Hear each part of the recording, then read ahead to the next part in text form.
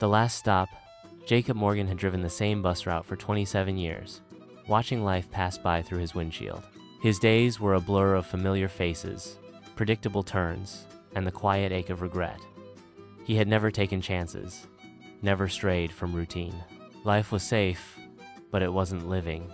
Then, on a cold December evening, an old man boarded his bus.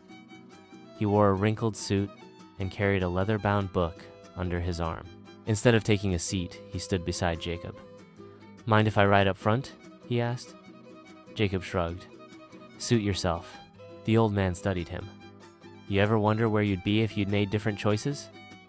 Jacob tightened his grip on the wheel. "No point in wondering." The man chuckled.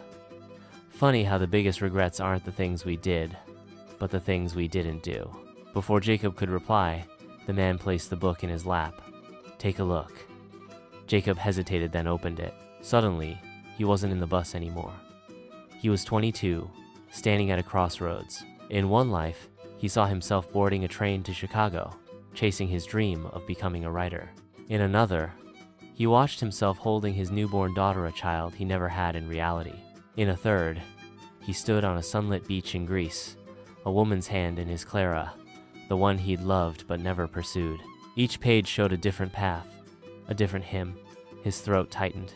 This isn't real," the old man's voice echoed. "It could have been." Jacob gasped and was back in the driver's seat. The bus was empty. The book was gone. The old man's voice lingered. "You still have time." That night, Jacob didn't go home. He walked to Clara's cafe, the one she'd opened after high school. Through the window, he saw her gray in her hair now, but still smiling. He stepped inside. She looked up, surprised. "Jacob?" His hands shook. I was wondering if you still made those cinnamon rolls." She laughed, eyes glistening.